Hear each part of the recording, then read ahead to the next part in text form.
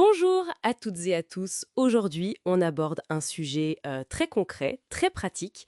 On va parler de l'importance pour les Français ou les Belges de choisir un avocat qui parle français quand on a des affaires juridiques en Espagne, que ce soit pour acheter une maison, gérer une succession ou même juste s'installer là-bas. Oui, bonjour. C'est un sujet crucial, en effet. Notre analyse, elle s'appuie sur un article qui détaille justement les avantages de cette démarche. L'objectif, c'est de comprendre pourquoi cette double compétence, linguistique et juridique, est si déterminante. Alors, on regarde ça de plus près. Allons-y. Bon, le premier avantage qui saute aux yeux, c'est évident, c'est la communication. Maîtriser le droit espagnol, bon, c'est une chose, mais pouvoir l'expliquer clairement en français, c'en est une autre. Tout à fait. Ça élimine la barrière de la langue. Et on sait que ça, c'est souvent une source de complications, de quiproquos, parfois coûteux. Exactement. Et le risque, il n'est pas juste théorique, hein. On parle de conséquences concrètes. Pensez aux termes juridiques très spécifiques, que ce soit en immobilier, pour les contrats, l'urbanisme, Ah oui, ou en droit des successions, avec le fameux règlement européen 650-2012, ou même en fiscalité, l'IRNR, l'IBI. Ce sont des termes techniques. l'impôt pour les non-résidents, la taxe foncière. C'est ça. Si c'est mal compris, mal interprété, les conséquences financières peuvent être vraiment lourdes.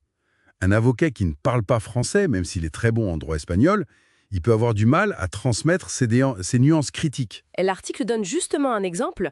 C'est l'histoire de Marc, un Belge, qui était à Malaga. Oui, Eh ben, il a failli signer pour un bien immobilier qui cachait une dette de 12 000 euros. ah quand même. Oui. Et c'est parce que son avocat ne parlait qu'espagnol. Heureusement, un avocat francophone a repéré le problème à temps. Ouf, ça montre bien l'enjeu. Voilà. L'idée, c'est d'avoir une compréhension totale du numéro à nier jusqu'aux taxes, sans ce stress lié à la langue, quoi. C'est la tranquillité d'esprit en somme. Exactement. Alors, au-delà de la simple traduction, il y a un autre aspect, la spécialisation, pour répondre aux besoins spécifiques des francophones. Parce que les Français et les Belges, on arrive avec nos propres références, notre propre système juridique en tête. Je pense à la réserve héréditaire en France, par exemple. Oui, ou certaines particularités fiscales belges. C'est ça. Et un avocat espagnol classique, même bon, il pourrait tout simplement ignorer ces nuances-là. C'est un point absolument fondamental. Et ça touche directement à la coordination transfrontalière. Prenez une succession, des biens en Espagne, des héritiers en France ou en Belgique. Oui, un cas fréquent. Bella, un avocat bilingue qui connaît les deux systèmes, il va pouvoir fluidifier les échanges avec les notaires des deux côtés. Traduire les actes, bien sûr, mais surtout il va pouvoir chercher à optimiser la fiscalité, utiliser les conventions pour éviter la double imposition. Il anticipe les frictions, en fait. Et l'exemple de Claire, cette Française qui héritait à Barcelone, il est frappant. Ah oui, au cas. Ces avocats francophones ont su utiliser la loi française sur la réserve héréditaire, cette part minimale garantie aux enfants, vous voyez, pour protéger ses droits. Ce que l'avocat local initial n'avait pas fait. Exactement, il n'y avait pas pensé. Donc, que ce soit pour éviter les dettes cachées en immobilier, la double imposition en succession, ou même les blocages pour obtenir son NIE, Oui, les délais administratifs. et voilà, l'approche d'un avocat francophone spécialisé, ça fait vraiment la différence. C'est une vraie valeur ajoutée. Et puis, il y a la question de la confiance. Ça passe aussi par la transparence, notamment sur les honoraires. L'article insiste là-dessus. Des tarifs clairs, expliqués en français dès le début. Il donne l'exemple d'un forfait pour vérifier un contrat immobilier à partir de 2 400 € avec une proposition gratuite avant. C'est important, ça. Et il parle aussi de réactivité, un suivi personnalisé avec une promesse de réponse sous 12 heures. Et cette transparence, ça répond à une crainte, hein. Les honoraires un peu flous qui s'accumulent, ou le manque de communication, ça génère du stress, des coûts imprévus. Donc, cette approche personnalisée, avec des forfaits, ça vise à éviter ça. Bien sûr. Cela dit, attention, la transparence, c'est bien, mais ça ne remplace pas la compétence juridique, évidemment. Faut les deux. Tout à fait. L'un ne va pas sans l'autre. L'histoire de Julien, un Français qui vendait à Marbella, l'illustre bien. Il a pris un forfait fixe, 2 400 €.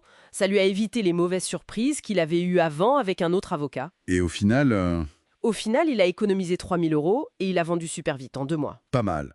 L'efficacité. Voilà. Et cette efficacité, elle dépend aussi d'autre chose, non? La connaissance du terrain. Ah bah oui, absolument. L'avocat doit aussi connaître les spécificités locales. Les régions prisées par les francophones, la Costa Blanca, la Costa del Sol, Barcelone, Valence, Madrid, chaque coin a ses particularités. C'est-à-dire, concrètement.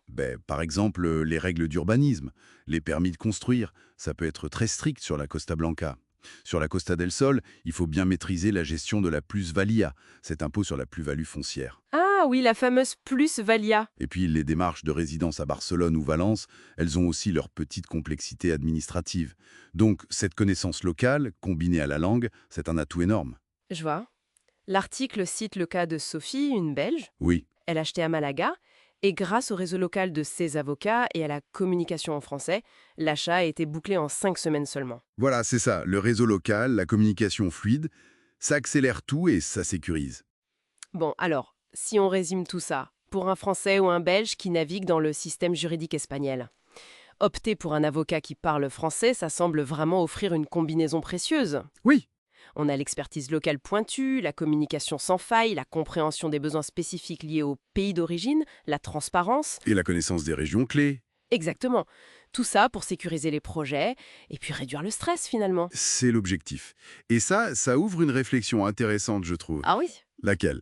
Si cette double compétence linguistique et culturelle, elle est si précieuse pour les avocats, est-ce qu'il n'y aurait pas d'autres professions, je pense aux experts comptables, aux conseillers fiscaux, même aux agents immobiliers, qui gagneraient énormément à adopter cette même approche bilingue, biculturelle, pour accompagner vraiment efficacement les projets de vie entre la France, la Belgique et l'Espagne? C'est une piste, non? Pour aller plus loin.